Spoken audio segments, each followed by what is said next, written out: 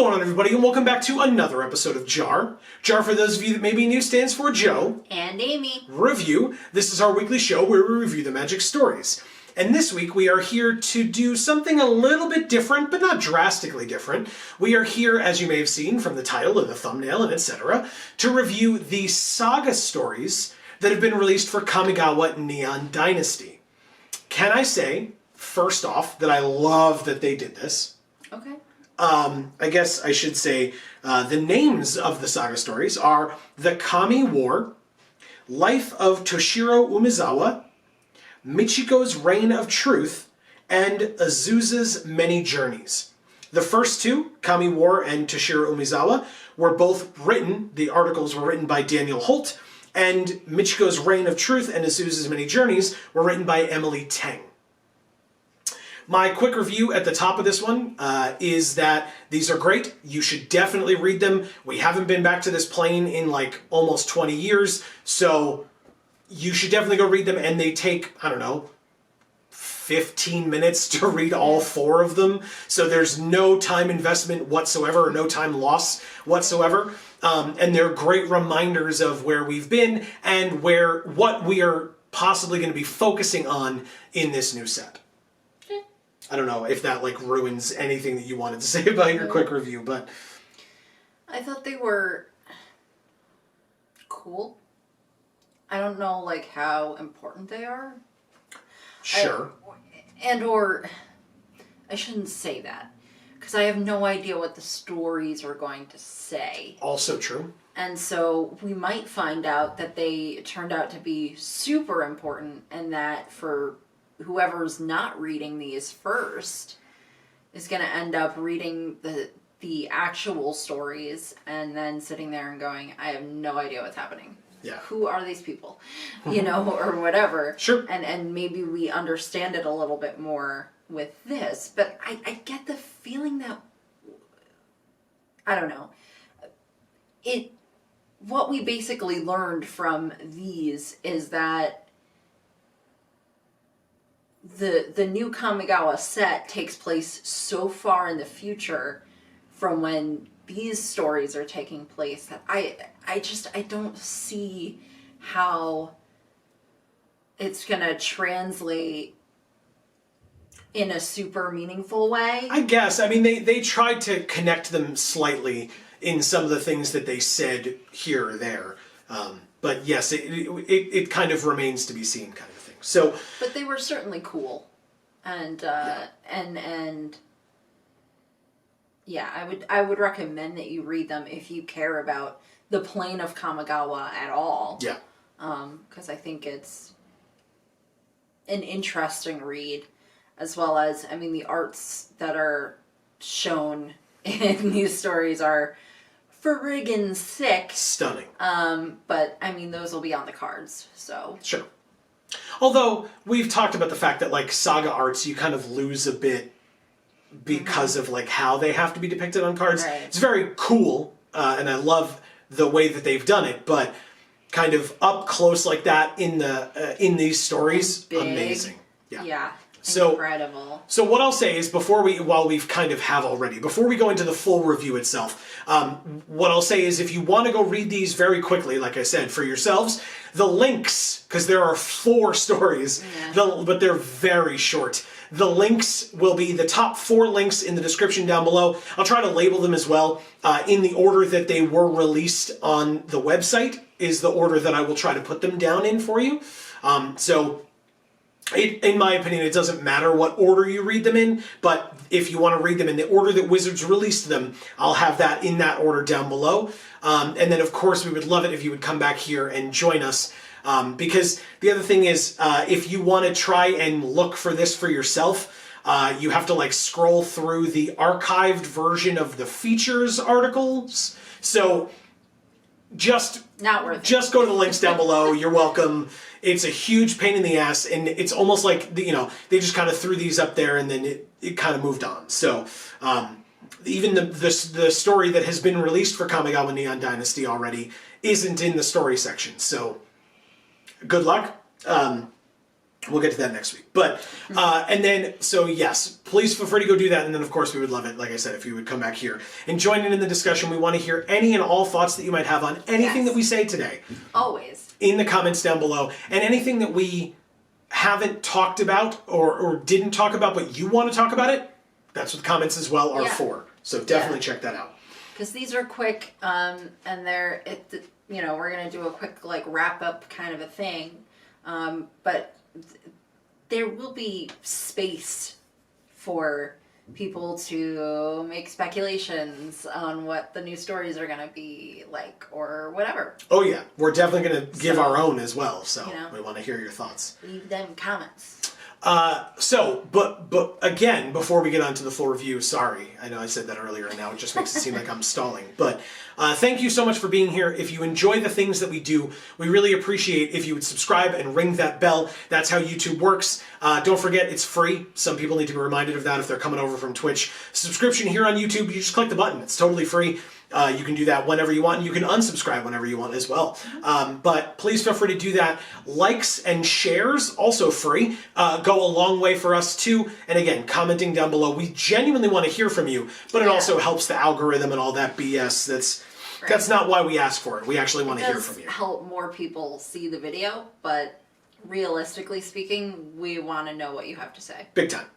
Because the only reason why we do these shows in the first place is because we feel like we have something to say about them. Right, and we want to have the discussion. And if it's just Amy and I, that's fine. But if we can bring in more people and possibly teach us other things, that's even better. So that's what it's about. And in fact, that's important for these stories. So let's get into it. That's important for these stories because original Kamigawa, we were in like high school when Kamigawa came out. I remember doing drafts of this with our friends in high school. So we were not reading these stories. I don't think we'd started dating yet at that point, or if we had, it was only just. So it is a long time ago, folks. Time ago. Very long time ago. Long ass time. Because we old. So we've been together for a very long time. But because of that, I own a lot of the cards from this era, but I was not very aware of the stories from this time. And I won't lie to you, I was very nervous about going into these stories, not having that knowledge in my belt so that we could talk about it, right? We just came from Midnight Hunt and Crimson Vow, and so many times from those I was able to say, this reminds me of that Eldritch Moon story that we already reviewed 6 years ago or 5 years ago or whatever, right? And so we were able to point to those and say, this story's bad just like that one was. Spoilers if you missed last week's video, definitely go check it out. But I was like, this one's bad just like that one was bad. And so we could actually say that. Whereas this time I'm going in and I'm like, I have no idea what happened in Kamigawa last time. Like, there were spirits, and there were samurai, and there were ninjas, but like, I don't get it. So 2 things that we did. 1, we read through these Saga stories, which we will talk about. But 2, surprisingly, genuinely surprisingly for some of the ways that we've been talking about it recently, the MTG story, the story tab up at the top of Wizard's website, or Magic's website, is actually great. It gave a ton of information about the prior Kamigawa stories, the characters, what was going on, and then that was kind of further bolstered by these stories here that we read as well, because these were short and sweet. That kind of expanded on some things but left some things out, and this kind of filled in those blanks. Wait a minute, so the old information about Kamigawa is in the stories tab, but the Kamigawa story that's current is not in the stories tab. Because again, I don't understand it fully, right? We've complained about this many times. The story tab, if you click on it now, just clicking on it, just shows you Crimson Vow as like the main thing that they're showing. Even though on like December 17th, they released a story called Kaito Origin Stories, and it was 2 different stories in one article. It says it was posted in story, like that was the section it was posted in. But if you click on story, it's definitely not there. So, like I said, we'll still be reviewing it last week because I was able to find it, I saved it, we have it. Don't worry about it. But Yeah, so that's not what we're here to talk about today. We can talk about that next week. Fix your story section, Wizards. But at the same time, point out the fact that you commended the story section for being great and having everything, and then didn't have the one thing you expected to actually be there. In this instance, for what we're doing today, it helped us out massively. Yes. Because we were able to familiarize ourselves with the Kamigawa stories because we weren't around for them in terms of caring that much about the lore and being together in Vorthos, right? It was a very long time ago. Right. So, the first story, the Kami War, depicts Okagachi. And Okagachi kind of piercing a veil, etc. First of all, I know you want to talk about this as well. I love that it's like, we looked this up, and I say we, like I had anything to do with it, thank you. Amy looked this up, and it depicts a kakejiku. If I mispronounce, I'll probably say this a million more times in all these videos. If I mispronounce any of these Japanese words, I am a native English speaker, and I speak a bit of Spanish as well. That's it. So if I mispronounce stuff, yes, you're more than welcome to attempt to give me a pronunciation guide in the comments, but also, I just apologize. I don't speak this language. I'm going to do my absolute best. You're trying. Exactly. I'm going to do my best. So a kakejiku, translated as a hung scroll, is what this appears to be to me and to you. Yeah, I mean, it's... Yeah, sure. I'll let you say what you're going to say. Sure. I really liked it. I love that, like, the colors are, like, so vibrant and amazing in that art. And I love that you can almost see that the gold that's, like, around the, like, smoke or veil-like imagery that's there, you can almost tell that if that was a real thing in front of you, it would be, like, shimmering.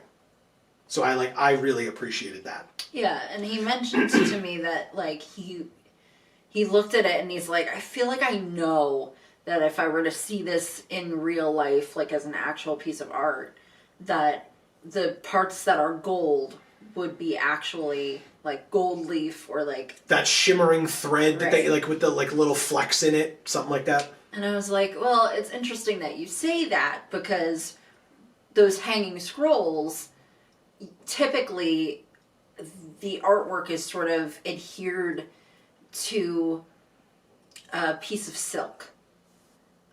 So it's kind of interesting that you said that because it made me think of like, okay, maybe the artwork is done on the silk itself, or maybe there's like a cutout where you can see the silk through it because the silk, especially a good one, is going to be innately shimmery, you know, and especially if it's gold, it's going to be really pretty and look like gold from a distance, like actual gold. Yeah. So... In terms of what it depicts, I thought it was, I mean, it's beautiful, right? I thought it was interesting that, I mean, it's called the Kami War, so it makes sense that, like, the big bad Kami is the one that's depicted there. I just find it interesting because the Kami War is the Kami versus the people, but it's because of Lord Kunda, right? So I expected maybe Kunda to be there in some capacity on that art. He's not, and that's fine. To fight it or something. Well, I don't know that that ever occurs, right? Kunda and Okagachi, from what we've already read, never like meet one another seemingly, but it's still his fault because he stole that which was taken, and so you know. But it's basically Kunda versus Okagachi, right? And yet Kunda's not there at all. It's just Okagachi. So it's a fine depiction. I'm not saying I have a problem with it. I just, it kind of only focuses on the Okagachi side of things, not on the Kunda side of things. And we can talk about that a bit more when we get to Michiko's saga as well. And not on the rest of the Kami. I mean, there are so many of them. And they're like all coming to the mortal realm to fight the mortals. And it took Okagachi a while to get here as well. It's just that when Okagachi got here is really when stuff started going real bad for the mortals. So, I get it, and especially because, you know, it's not like the Kami are the ones making this art. It's the mortals, and like I said, we can talk about that more in Michiko's, in terms of what the mortals know about that time period and what they don't know versus the truth of of what actually occurred and why. So, but that was the first one. Again, I think it's amazing. Then we move on to the life of Toshiro Umezawa. The only thing I really wanted to say about this one, I mean, I know you want to talk about the art itself and kind of what that looks like, and I'll leave that to you. Okay. What I love about this is that the story tells you that this dude kind of sucked. Like, he's like a bit of a scoundrel or whatever, and he just kind of sucked. He was like going around and messing with a ton of different people. I mean, he lived through a lot more things than he deserved to. Yeah. Which the story tells you. Yeah. Which the story tells you. But the fact that this saga even exists and is showing the ink drawing in what it's showing or how it's showing it is a testament to history being quite kind to him. Yeah. Because he does not deserve that, and yet that's what he got. And I find that very interesting because it's been over 1,000 years, which we also learned about here. I find that very interesting. His legend has grown, and he's discussed favorably now, which I think is why he gets this art in the way that he has it, or it exists, even though arguably he doesn't deserve it, even though he did do a really great thing which helped to contribute to the ending of the war. Overall, you know, all of his negative stuff from his past was wiped away. Again, we'll talk about this in Michigo as well. All of his past stuff was wiped away, and it's just what a great man he was. He helped to end the war. He helped the great Michigo to end the war. So, I don't know. But yes, then please feel free to talk about the art. Oh, if you okay. Yeah, I mean, the art is very cool. I mean, you said, oh, it's very traditional, which is perfect, right? Yeah. It's essentially made with calligraphy ink. It looks like it was just, we would call it like India ink. That's like the like famous brand or whatever from nowadays. But, Okay. Yeah, like just the ink that you would use like with a quill or whatever, is what it appears to have been made from. Just, you apply a little bit of water to the ink to create a variance in the color. So no water is the deep, deep blacks. Which there's plenty of. A little bit of water is a deep gray, and a lot of water is a light gray. And that's the art. Yeah. But it's such a cool change to see art done that way for this game. Mm-hmm. Because it's like not what you expect to see. Magic art it has always been, a lot of colors, or I won't say bright because I feel like a lot of times it's pretty dark. I know we complain about that often. But there's still a lot of colors that they do. You've seen a wide range of different mediums. Oil paintings, watercolors, digital, and different levels of digital, and different, as technology has improved, and different techniques in the digital as well to like create different textures and things like that. Right, and some is fully digital, some is digital enhancing traditional as well. But you like never see just a traditional black and white ink painting. It's so cool. But this like really allowed them to do that. Yeah. It's really great. Yeah, because it makes sense flavorfully for these stories, right? Yeah. Or not these coming Kamigawa stories, but necessarily. But the previous Kamigawa stories, which is what this is about. Yeah, exactly. Yeah, that's how it's depicted. And I mean, with these saga arts, who knows, like these could very well be like, I always took sagas as actual things that exist depicting these old events and stories and kind of revering them and etc. And especially with Azusa's kimono, it actually says that kimono was made and made in that way. Whereas, like, you know, could that Kami War Kakejiku, thank you for looking that up, could that be a real thing? Probably. But does it have to be? Not necessarily. It could just be like, this is what could have been made in reverence to the Kami War. But I always kind of take it as this thing was created, it does exist, yeah. And so because of that, like, who's to say that this isn't like just hanging somewhere in like a museum that nobody ever goes to or something, right. You know what I mean? Like, or one that people do go to. Right. But you're saying, like, it just doesn't seem like it's something that would exist in the present stories. Maybe it does, it's just showing a bygone era, and so maybe nobody gives a damn. Maybe, you know, like... Yeah, because maybe back then it would have been something she actually wore. The kimono, sure, right. but I mean any of this. But whereas in the new Kamigawa stories, it just, like you said, is hanging in a museum, and you like read a little placard about, you know, what's on the kimono, and then you walk away. Yep. and so it would move on to the next exhibit. And so by nature of that kind of a thing, it might mean more to some than others, right? Somebody who cares about history would really find that stuff interesting, and somebody who cares about history but isn't like very knowledgeable about history maybe wouldn't even know that something like that exists. Museums. Wouldn't even necessarily know that something like that exists, and so to them in their life it's not even a thing, you know. Right. So it kind of depends on the viewer, literally or figuratively. So. Well, and any art does, right? Yes. So. Yes. I love, if we can move on to Michigo's Reign of Truth, I love that it's on a folding fan. I love it because she's holding a folding fan in her art from the original art, from her original card from the first time that we were on Kamigawa, the first block. Mm-hmm. So, of course her story is depicted on a fan, because that was her thing. Amazing. I love that. Very flavorful, great callback. That's not that hard to do, right? But still goes such a long way that it's actually on a fan.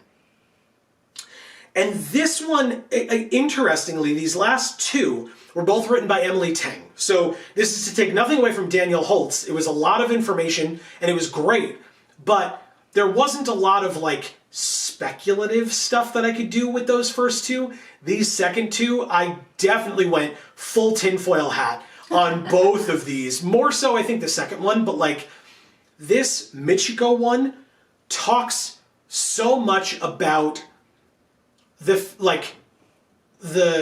kind of attitudes of the people in how they viewed Michiko now versus back then, and what that means for it very much seemed to mirror the real world, which I tend to talk about often with these stories, which I appreciate. Sometimes it goes a little too far, but I appreciate it because it truly is very much like fake news and like people not being willing to accept the truth even when it's like specifically told to them by people who would know, and they're just like, well, that doesn't make sense. She's Konda's daughter, right? She's Lord Konda's daughter, if you were unaware. And so the fact that she was the one to end the war and save the people from the Kami, some people still refuse to believe it. They were like, but she's the Konda's daughter, so she can't be the one to have ended the war because she has her own self-interest, so there's got to be a reason behind why she did it. Well, I think their point was less that she had her own self-interest and that her interest must be that of her father's because it's her father. And to that I say, fuck you. But, you know. But, and it truly, I mean, it mentions in this little, you know, saga story that there were people who still refused to believe it as time went on. But I appreciate the fact that it chose to show that history seems to remember her fondly. that it ended in a positive way for her and for her memory, in that on this fan, she is depicted as, what's the quote? I wrote it down. Giving her the title of, quote, the first emperor of a new Kamigawa. That's cool. And they said, it said that she didn't even really want that title. It was given to her posthumously. So, for people who are unaware, after her death, she received this title, whether she wanted it or not. It was just as a symbol of respect granted to her for what she did. For being kick-ass. Basically. For fusing, right? Very Dragon Ball Z. Which is hilarious because... nice. which is it's fusing with the kami spirit, like I said, very Dragon Ball Z, which is awesome because if you recall, Kamigawa was mentioned in the past stuff that we read, the recap stuff that we read, as depicting the Sengoku era of Japan, which just sounds like Son Goku, which was what Goku's called in Dragon Ball Z. So I loved it. Maybe that's why. Maybe, but I loved it. I thought that was great. So, but that really stood out to me in Michiko's saga of like the fact that now she's finally depicted in this way on this fan and looked at as the first emperor of a new Kamigawa, leading into today, I guess. But that back then, there were still those people who refused to believe it, despite all this evidence being placed in front of them, and so... And it just goes to show, like, the importance of history, and, like, people knowing what really happened. And I think, you know, as opposed to, like, letting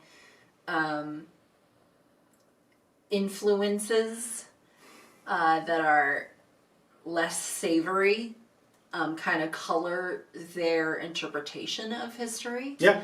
And so sometimes time passing kind of washes that away a little bit and brings you closer to the reality of the story. Mm-hmm. And sometimes time just washes away the story, right? So it becomes less of what people consider to be a reality, and it's just legend. You know, it's just, oh, well, you know, that's a folk's tale, as opposed to real people who did real things, and that's the only way that your history was able to even be built upon that, right? Mm-hmm. They laid the foundation for you, and you don't even regard them as being real. Mm-hmm. But, you know, it just goes to show, like,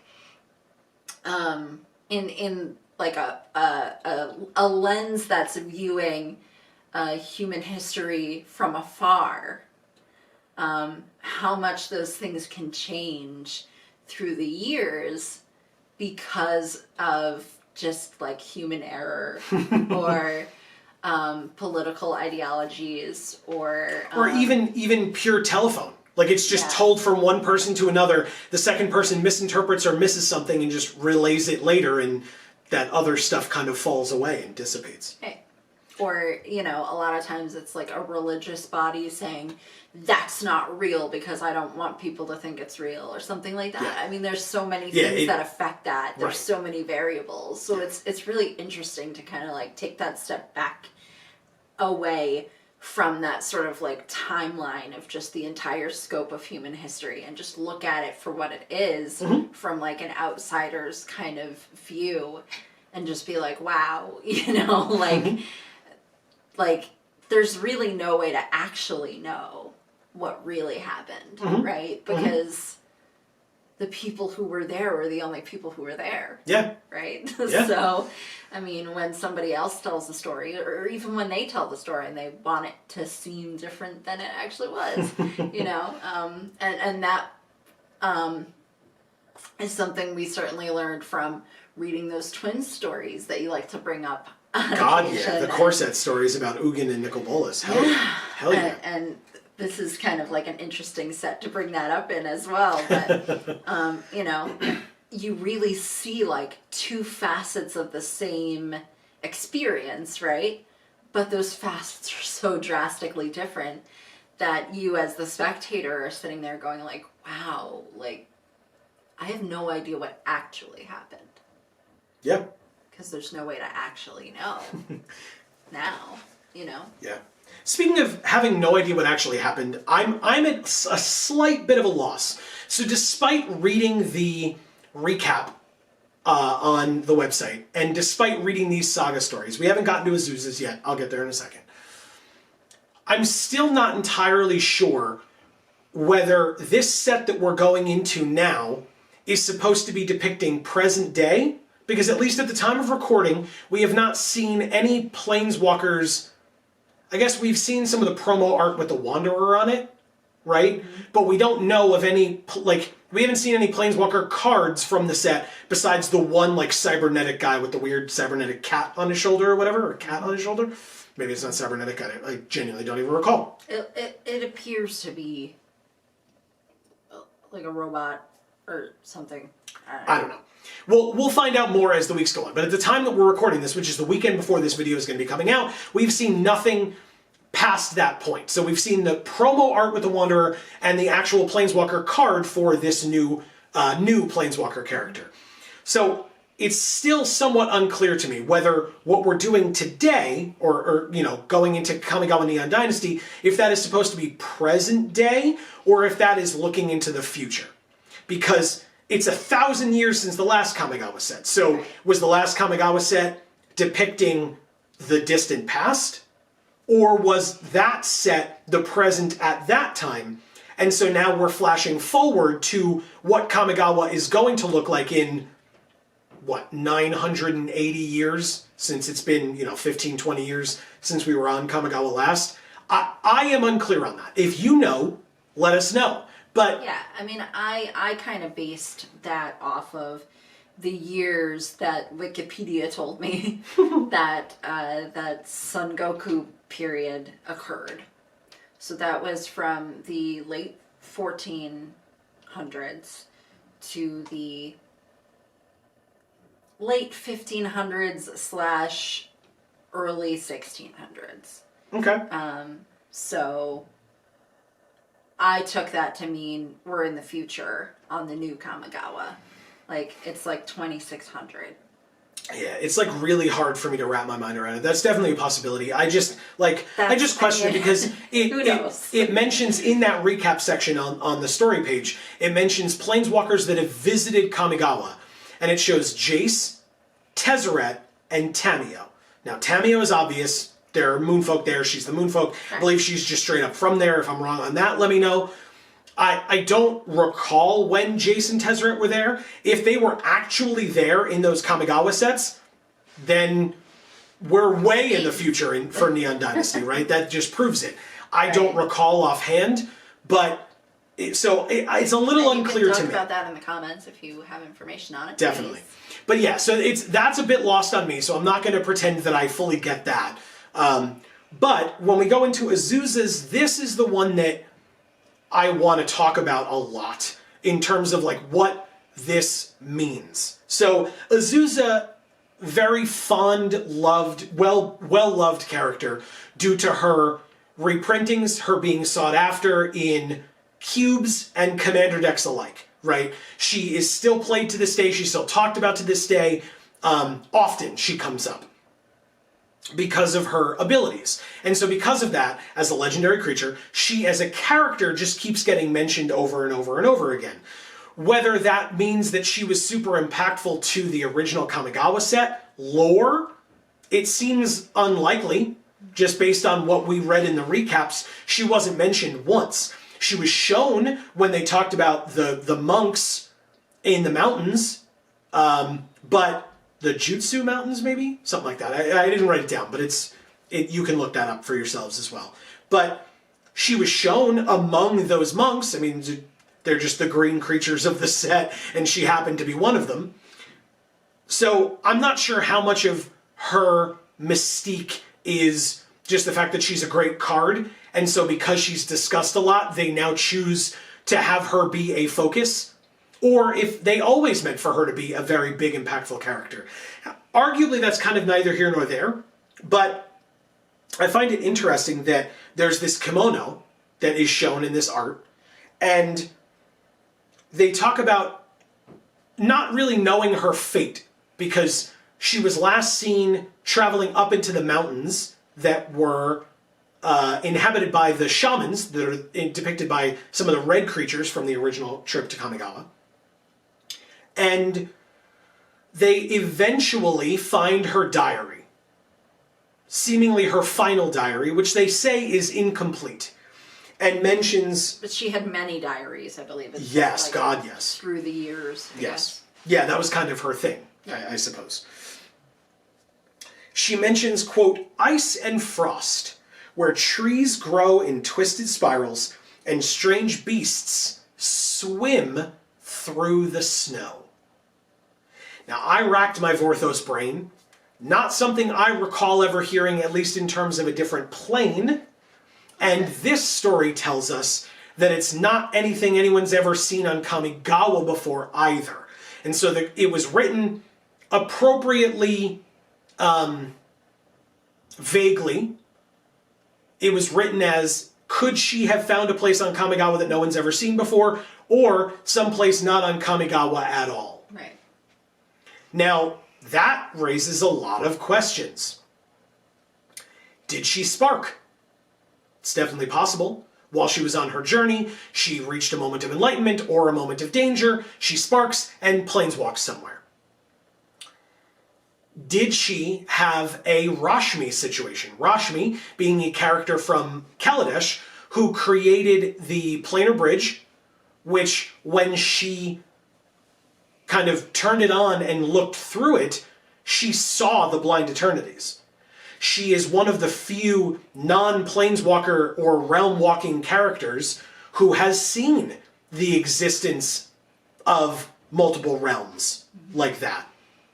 But could that have been what happened to Azusa here as well? It's not unheard of. Rashmi did it. There may be even other characters that I'm not thinking of that have done it as well. But could Azusa be the next in line to have done that? And this is why I mentioned that I was unclear on the timeline, because it would help me out immensely to know if the original trip to Kamigawa, Saviors, Betrayers, and Champions, was in the past, or if that was the present. Because when we see her there, she's not a planeswalker. But now she is. So if that was the present, then that was post-mending. So she would have only sparked post-mending. But if that is the past, and she sparked around then, she could be an original pre-mending planeswalker, now post-mending, but still, it could allow her to be Sorin, Liliana, Teferi levels of age, where she could still be around, but be very, very old. Right. But if she is current, like post-mending spark, she, you know, it's... Probably not. Well, no, not, what I'm saying is, if old Kamigawa, right, sorry, you're absolutely right, yes. Because if it's been 1,000+ years and we're in the future, we may not see her because, yeah, she's probably dead. Probably dead. But that's for that set, right? We could still see her in other sets if that's the future. If Neon Dynasty is the future, it's a little confusing.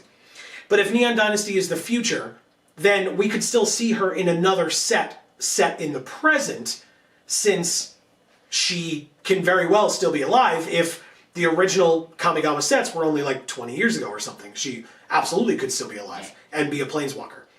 So that's very interesting, but then you brought up something that I hadn't even thought of and could be quite interesting. My theory is she's the Wanderer. And that is... There are a lot of people that have a lot of theories as to who the Wanderer could be, or my kind of overarching theory always has been that the Wanderer doesn't need to be anyone. Like, the Wanderer could be her own person. She's just called the Wanderer. But I actually liked what you said. She is originally from Kamigawa. She's now here on Kamigawa again. The hat that she wears is very reminiscent, she being the Wanderer, is very reminiscent of a Japanese-style headpiece, as well as some of the arts that we've even seen on this set which or from the first time we were here in Kamigawa. So one of the cards that we were able to see when we were looking at all of the cards that it was showing on there was Wandering. The Wandering Ones. Okay. Which was a one blue mana 1/1 with little weird creatures that are like blue men. they have legs and arms and a head, and they have little hats on their heads, but it's that style of like cone. It's a cone hat that like comes to a point. I'm sure there's a name for it. If you know it, as always, let me know in the comments. I did not look that up. I didn't look up the name of it either, but it's, I guess, traditionally worn by rice farmers, I would say, to protect them from the sun. It's the style of hat that the Wanderer wears as well, if I recall correctly. So that is another indication that, she's here on Kamigawa. Maybe we'll find out more about her in this outing. With the fact that Azusa is called Lost but Seeking. Yeah. And the Wanderer's particular method of planeswalking means that she cannot stay on one plane without focusing on it, as opposed to needing to focus to planeswalk like every other planeswalker we've ever met. Yeah. Can lean into that. There were a couple other things when you were reading it that made me go, oh my god, it's gotta be, right? And then, by the end, I was like, oh, well, maybe it's not, but there were a few things, and I didn't have you write them down because I'm stupid. I can't believe I didn't do that. It's fine. It's a short enough story. People can look and see what you're talking about. Yeah, but there were a couple of things in there that really made me think that it was her. So. Yeah. Very, very interesting. I love that you said it. It's intriguing to me. I don't know that I fully buy into it, but I definitely see what you're talking about. Okay. Right? That it could be a possibility. I'm not sitting here like, no, Amy. I think it's definitely a possibility. Right. And so I like it. I like that a lot. Cool. So, if you have thoughts on that, let us know. Do you think that we're crazy? Do you think that, oh my god, that's absolutely 100% what it is? Or are you somewhere in the middle? As always, let us know. Yeah. But that's it. Those are the Saga stories. There were 4 of them. I thought they were great. Yeah. Really interesting and cool, and especially for folks like us who were not entrenched in Magic Story at the time that the original Kamigawa sets came out. This was really cool to give us that background information that we kind of sought out ourselves, but thank God it was there. Right. And then reading this to kind of reinforce that and then add those little other layers of what has happened since then to a degree to have us hear that. So I mentioned that the Kaito origin stories were put out on December 17th or 16th or whatever. It's 2 stories in one. I didn't write the names of them down, but next week we will review the first of those 2, even though it's all one big article. Right. Jesus Christ, it's so long if we do both at the same time. But it's 2 stories on one page. Yes, it's 2 full-length stories. When you endlessly scroll. Yeah, it's insane. But yeah, so we'll do 2 separate videos for that. Yes, so we will be back with the first of those next week, and then we'll do obviously the second one the week after. Hopefully by then, actual stories will be up, or these stories will be present on the story page. Maybe. Who the hell knows? But we are figuring it out just the same as all of you are. Yeah. But over the next 2 weeks, we'll be back with at least those 2. If there's nothing after that, we will see whether we are just waiting until they come out or doing something else. You can stay tuned to find that out. Like we mentioned earlier, please don't forget to subscribe and ring that bell, because then you will get notifications whenever any of our videos come out, including the continuation of JaAR for at least the next 2 weeks, and we'll see where it goes from there. But also don't forget, I didn't mention it earlier, but we stream every Monday and Friday from 8 to 10 p.m. Eastern right here on this channel. Mondays we stream MTG Arena, and Fridays we stream video games. This Friday we will be continuing our playthrough, which is literally tomorrow for when this video comes out. We will be continuing our playthrough of X-Men Legends for the PlayStation 2. We are on the astral plane trying to save Professor Xavier. Oh, that was the other thing I wanted to say. Oh, there you go. Go ahead. When you were talking about how she saw the creatures swimming in the snow and everything, and I was like, maybe this is the spirit realm that she's looking at. Yes, maybe that's right. Maybe it's not a planeswalking thing. Sure. Maybe it's, like you said, this, I can't remember his name right now. Who? Kagachi? Yeah. The big guy? He, like, pierced the veil or whatever so he could steal the child, the spirit child. Oh, you mean Konda then? Yes. Gotcha. When you said that name, I was like, yeah, I don't think it's that one. Kagachi is the big dragon kami with the serpents. No. Lord Konda is the one who steals that which was taken. I'm bad with names. But anyway. I got you. Yeah. If maybe the veil was thinner or holier. Sure. Than it ought to be on a normal basis. And so she kind of wandered on in there inadvertently. Yeah. I don't know. It doesn't sound super Kami realm like, but I don't know. Well, we don't know what the Kami realm looks like now post Michiko fusing with that which was taken to reform the veil again. So maybe that is what it looks like now. Maybe that's a problem. Maybe that's what we're here to help fix. Who knows? Nope. No idea. But like I said, hopefully in the coming weeks we will figure it out, and we would love it if you would join us on that journey. Thank you so much for being here. We really hope that you enjoyed. We are super looking forward to reading your thoughts in the comments down below. We really appreciate it. Always, but on this one particularly, I think, definitely. Because this is old story information that may or may not be pertinent for the new story information where it's, significantly in the future and, really could change our minds about how we see that story. Yeah. So I'm looking forward to the coming weeks as we try to read into these things and learn more and see what the story of this new set is, why we're back here finally. And I know why it took so long, because the Kamigawa sets were not considered great. But I'm curious story-wise why we're back here. I'm sure the story of Kamigawa was amazing. I don't know that because I didn't read them, unfortunately, but I assume it was pretty cool. But reading the recaps, it seems very, very interesting. Yeah. So let's, we'll be back in the coming weeks to check out this.